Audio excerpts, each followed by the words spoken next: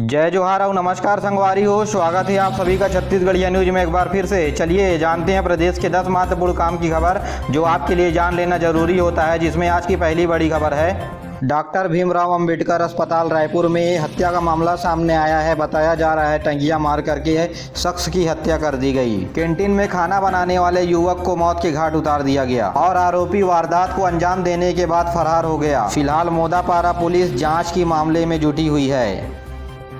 छत्तीसगढ़ में आज से हो सकता है वैक्सीनेशन कार्यक्रम की शुरुआत। आज रायपुर पहुंचेगी कोविशील्ड की 2.5 लाख डोज। आपको बता दें कि छत्तीसगढ़ के प्रत्येक जिले में वैक्सीनेशन की बहुत ज़्यादा कमी है, जिसको अब कोविशील्ड वैक्सीन के रूप में पूरा किया जाएगा।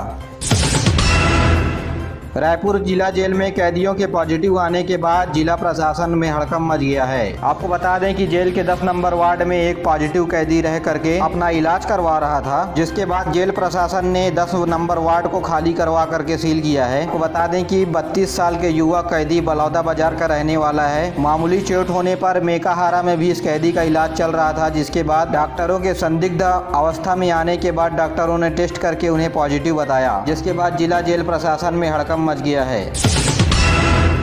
छत्तीसगढ़ के डीजीपी ने जिले के सभी एसपी और संभाग के आईजी की बैठक ली। इस बैठक में जुआ सट्टा शराब के खिलाफ ऑपरेशन क्लीन चलाने के निर्देश दिए गए हैं। उन्होंने सभी प्रकार के अवैध कारोबार पर तत्काल रोक लगाने के निर्देश दिए हैं और हिदायत दी कि इलाके में चल रहे अवैध कारोबार की जिम्मेदारी उस क्षेत्र के उपस्थित एसपी के ऊपर रहेगी और अगर ऐसा पाया गया तो उनके खिलाफ एक्शन होगा। और महिलाओं के ऊपर होने वाले अपराध को रोकने के लिए तुरंत निर्देश दिए हैं और महिलाओं पर हो रहे अपराध की दिशा में रोकने के लिए काम करने को कहा है और चिटफंड कंपनियों के संचालकों के खिलाफ सख्त कार्रवाई करने के निर्देश भी दिए गए हैं। साथ ही साइबर अपराधों पर नकेल कसने के लिए भी कहा है।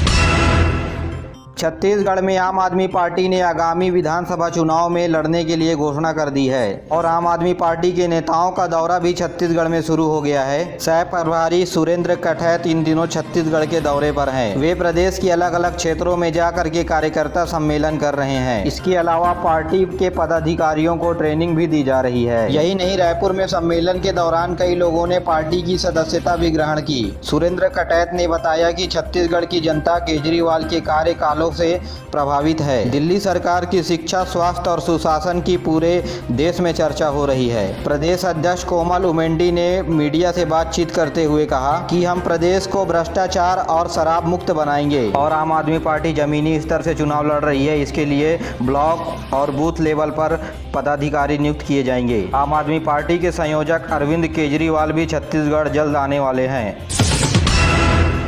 बीते दिनों रायगढ़ जिले के दौरे पर पहुंचे श्रमिकों की मांग पर जिला प्रशासन को फिर से जूट मिल शुरू करने का निर्देश दिया गया था, लेकिन 6 माह के बाद भी जूट मिल रायगढ़ में बंद पड़ी है। बता दें कि सालों से बंद पड़ी रायगढ़ में मोहन जूट मिल अगर फिर से शुरू होती है तो धान खरीदी के दौरान बाढ़ आने के संकट से उबरने में राहत मिल सकती थी। मिल के लगातार घाटे में आने के कारण और वहां कई मजदूरों के द्वारा आंदोलन करने पर मिल को जून 2010 में बंद कर दिया गया था। इसके बाद श्रमिक वेतन भुगतान और पीएफ की मांग को लेकर के न्यायालय में लड़ाई लड़ रहे हैं। अभी महीने पहले दिसंबर के महीने में सीएम भूपेश बघेल जिले के दौरे में आए हुए थे। श्रमिक संगठनों ने आपस में मिलकर के अपनी समस्या भूपेश बघेल को बताई थी, जिसके बाद सीएम ने इसे शुरू करने के निर्देश भी दिए थे।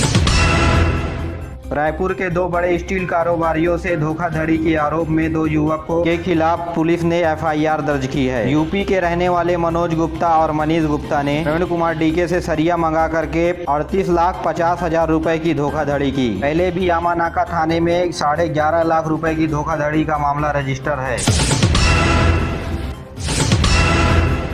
बलौद जिले में हाथियों के वापसी का दल मकानों को नुकसान पहुंचा रहा है। घरों में रहे लोगों और उनके द्वारा रखे गए महुओं को सूंघ करके हाथी घरों को नुकसान पहुंचा रहे हैं। साथ ही हाथियों ने दिल्ली राजहरा के बाड़ियों में लगे फसलों को भी नुकसान पहुंचाया है। लोग डर के मारे अपने घरों के छत पर रात्रि गुजार रहे हैं, तो वहीं वन अमला गश्त के लिए वन सिपाहियों को बढ़ा दिया है। वहीं 3 बच्चों समेत 24 हाथियों को दल को लोगों के घरों में रखा हुआ महुआ आकर्षित करती है। फिलहाल वन विभाग ने रायगढ़ से 2 एक्सपर्ट की टीम भी बुलाई है। फिलहाल हाथी का दल अभी ग्राम मखना के आसपास विचरण कर रहे हैं। छत्तीसगढ़ में पिछले 24 घंटे के दौरान 319 नए मरीज मिले हैं और एक मरीज की कोरोना से मृत्यु भी हो गई है। तो वहीं 443 मरीज डिस्चार्ज भी हुए हैं। एक्टिव मरीजों की संख्या 5320 है। छत्तीसगढ़ में अब तक 9,96,337 लोग संक्रमित हुए हैं, जबकि अभी तक 13,657 मरीजों की मृत्यु हो चुकी है। तो वहीं छत्तीसगढ़ में 9,77,330 मरीज कोरोना से स्वस्थ होकर घर लौट चुके हैं।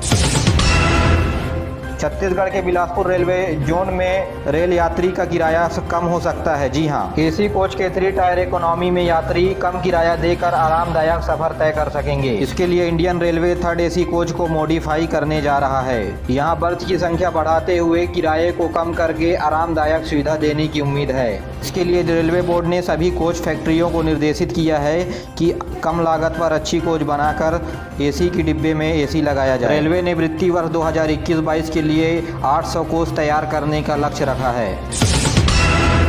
बलौदाबाजार से एक बड़ी खबर, जहां एक महिला टीचर का 8 महीने से वेतन रोक दिया गया। बकरा भात के लिए चंदा नहीं देने पर वेतन को रोक दिया गया है, आरोप लगाया गया है। शिक्षिका ने स्कूल के प्रिंसिपल और बाबू पर भी मानसिक प्रताड़ना और बदसलूकी का आरोप भी लगाया है। शिक्षिका ने इस मामले पर लिखित में मुख्यमंत्री से शिकायत की है। अब देखना ये होगा कि मुख्यमंत्री इस पर क्या त्वरित एक्शन लेते हैं ट्विटर के माध्यम से।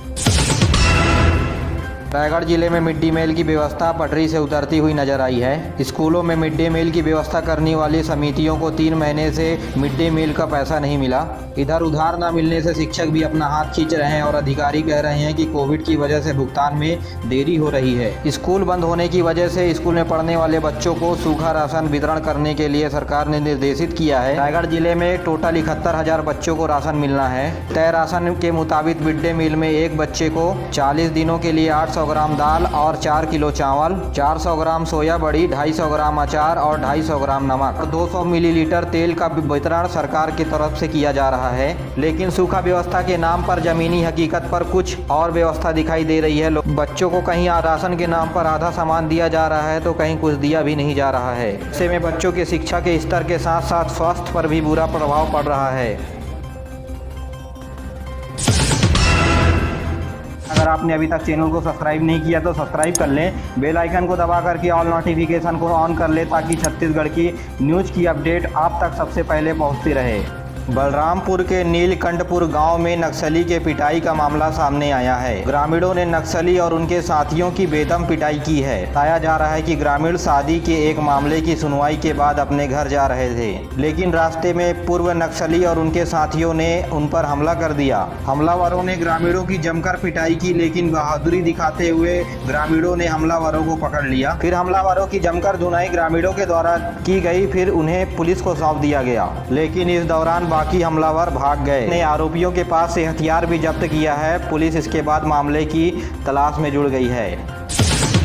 कोरबा में मामूली विवाद में पड़ोसी की हत्या का मामला सामने आया है। बरसात के पानी की निकासी के मामले पर पड़ोसी की हत्या कर दी गई। बताया जा रहा है कि पानी की निकासी को लेकर के शख्स ने पड़ोसी के सिर पर डंडे से जोरदार वार कर दिया, जिसकी वजह से पड़ोसी की मौत हो गई। हालांकि आरोपी ने ही पड़ोसी को अस्पताल पहुंचाया, लेकिन उसकी मौत की खबर मिलते ही फरार हो गया। आरोपी को पुलिस ने गिरफ्तार कर लिया है, लेकिन इस घटने के बाद इलाके में सनसनी फैल गई है। जगदलपुर नगरनार में यूनियन अपनी कमीशन को लेकर के धरना प्रदर्शन कर रहे हैं। नगरनार प्लांट के 3 दरवाजों पर यूनियन के कर्मचारियों का पहरा बरकरार है। गौरतलब है कि नगरनार स्टील प्लांट के अंदर 11 पैकेज है जिनकी कमीशन के लिए NMDC ने मैकाओ को जिम्मेदारी दी है। कर्मचारी अपनी मांगों को पूरा न होने तक कमीशन को नहीं होने देना चाहती है, इसलिए गतिरोध बना हुआ है जाएगा। मेरे प्यारे साथियों, आज के लिए बस इतना ही। वीडियो पसंद आए तो वीडियो को लाइक करें, चैनल को सब्सक्राइब करना ना भूलें और अपने दोस्तों के साथ जरूर शेयर करिए। दीजिए मुझे इजाज़त, मिलते हैं अगले वीडियो में। तब तक के लिए जय हिंद, जय छत्तीसगढ़।